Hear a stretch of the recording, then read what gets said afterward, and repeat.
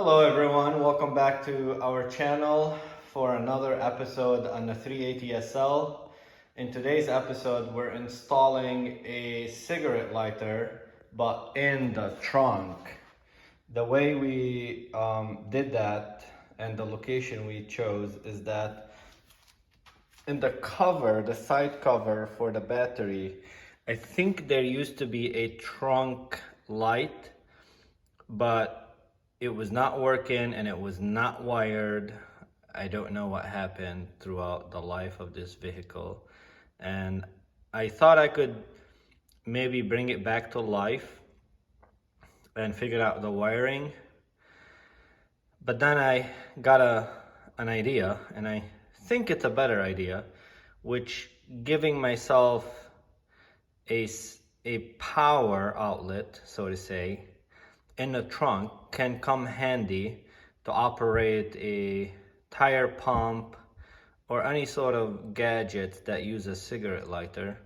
I can charge up phones and other appliances, and then I can have a light, which will just be another purchase to have.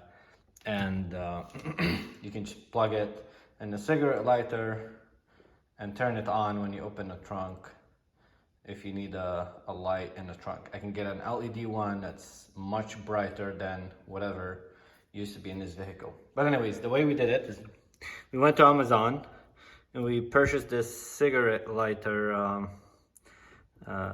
device, which is very affordable, under $10. I think it was $7 or $8.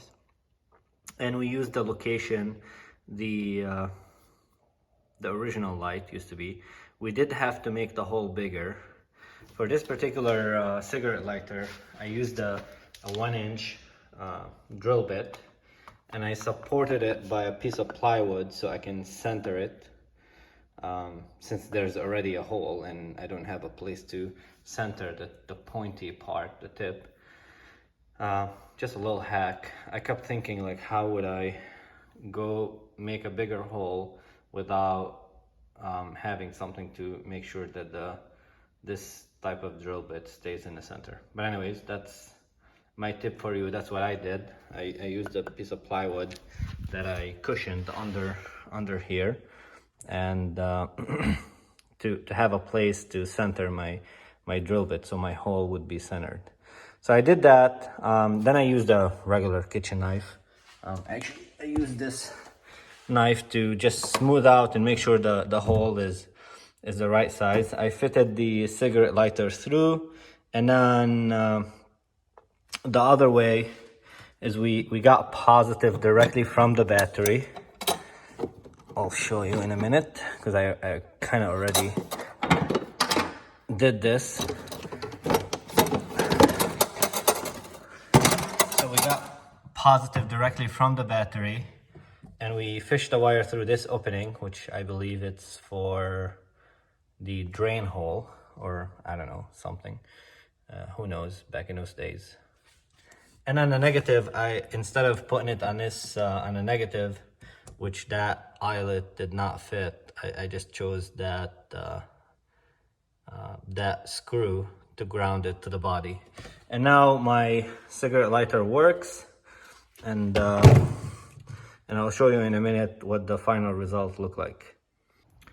The other item that we installed in the SL is a USB and a USB-C charger in the dashboard glove compartment. The way we did that is that we took out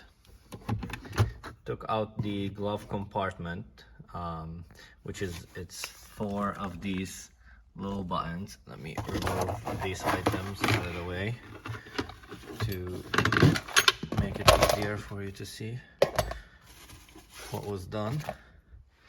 So there's 4 of these clips, 2 on the bottom and then 2 on the top, and then the light, of course, which actually we had to fix that too because it was not working. Somehow it was not receiving power, and I was going to figure out why it's not receiving power, but I realized it will be much quicker to just get a new line of power for it. since I'm getting a line of power for the USB-C. So here you can see the USB-C installed in its final position, and it has these little tabs. You open it, this is the USB and this is USB-C. I'll show you on the second device that I have. I got two of them. That's just how the kit came.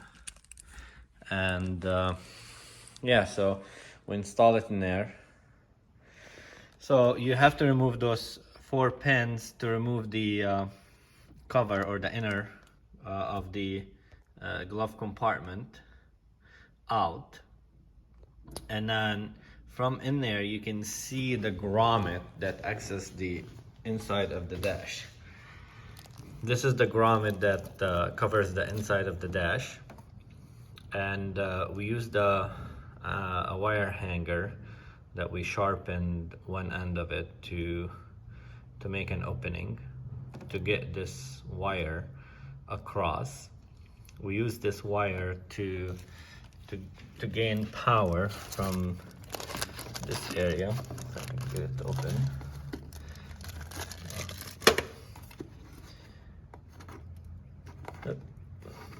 Not gonna happen with one hand. Looks like gonna have to find a tool. Hang on a second. Okay, so we got this opened, and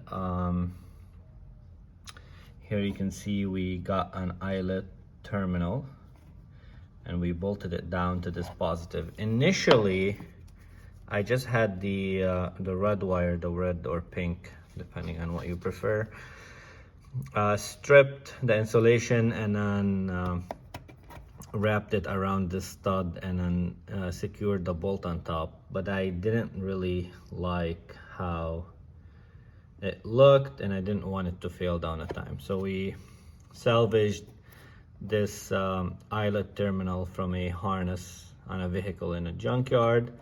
We had to make the opening of the eyelet terminal a little bit wider so that it can go around the stud, and then we soldered the connection and we heat shrinked it, similar to what you saw in previous videos on when we installed a kill switch in the trunk. So if you need to know how that happens, you can refer to that episode.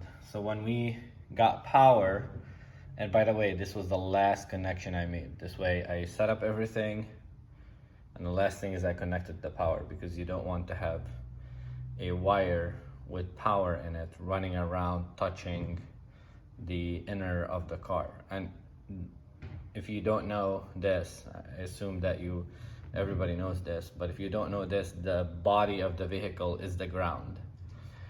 This is why we only needed one wire to go across, because we just needed the positive, and then the negative, we just found the bolt. We found the bolt in here, and then we inside found a bolt that we took ground from. And then so when we got the pink wire in, we also made a splice and a split so we can send power to the light. So we got the light working, and we did it in a way that the light work and turn off, but the USB will have continuous wire. This way you can plug in a phone and leave it in the glove compartment to charge without losing power. This small blue LED light should not affect the battery life. And then that was the other project that we did here by gently modernizing the vehicle. We're not making any intention to make this vehicle modern by any way or shape, but we wanted to include some features that you have to have and can't live without these days. So having some ability to charge your phone and whatnot is a good thing to have. So yeah, this is how you can do or add something to your 380 SL or any old Mercedes vehicle. that doesn't come with these type of features. So I hope you learned something from this video. I hope you enjoyed it. And if you have any questions, please leave them in the comments.